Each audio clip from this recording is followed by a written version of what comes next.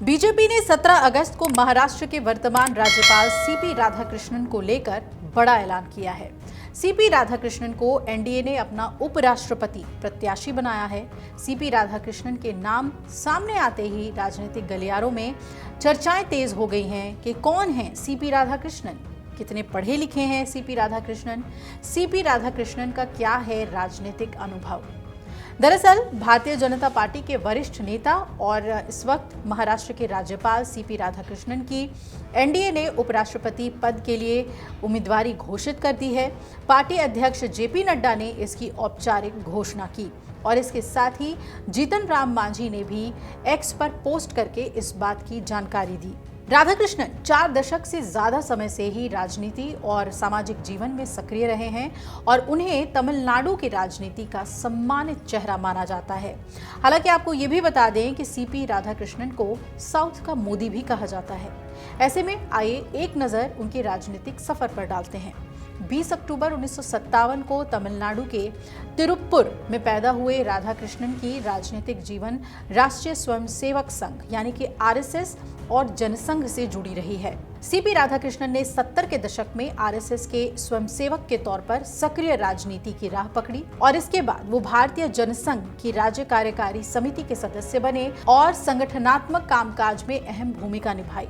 लंबे समय तक कार्यकर्ता के तौर पर काम करने के बाद उन्हें 1994 में तमिलनाडु बीजेपी का सचिव नियुक्त किया गया। अब उनके शैक्षणिक योग्यता की बात करें तो उन्होंने वीओ चिदम्बरम कॉलेज कोयम्बटूर से बीबीए यानी कि बिजनेस मैनेजमेंट में ग्रेजुएशन किया है और राधाकृष्णन अपने कॉलेज में टेबल टेनिस चैंपियन और एक लंबी दूरी के धावक भी रहे हैं। उन्हें क्रिकेट और वॉलीबॉल खेलना भी काफी पसंद है।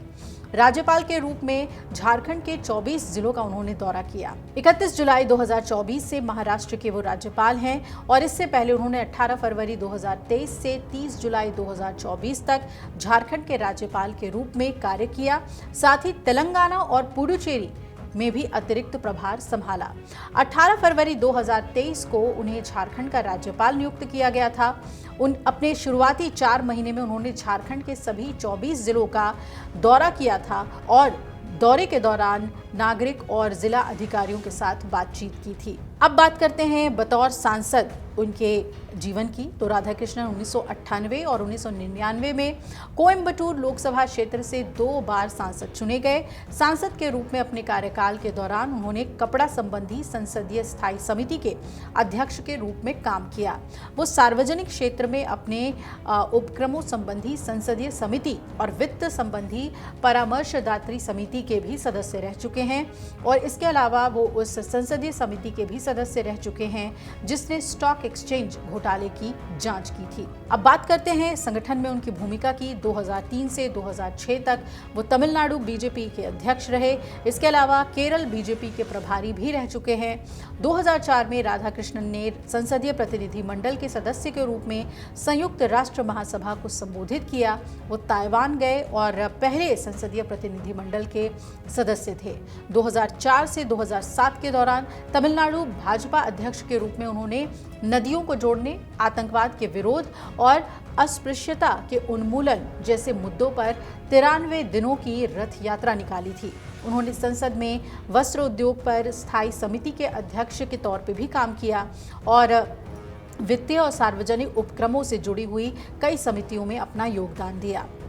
अब आपको बता दें कि पिछले महीने जगदीप धनखड़ ने उपराष्ट्रपति पद से इस्तीफा दे दिया था, जिसके बाद चुनाव आयोग ने कुछ समय पहले उपराष्ट्रपति पद के इलेक्शन का चुनावी कार्यक्रम तय किया था।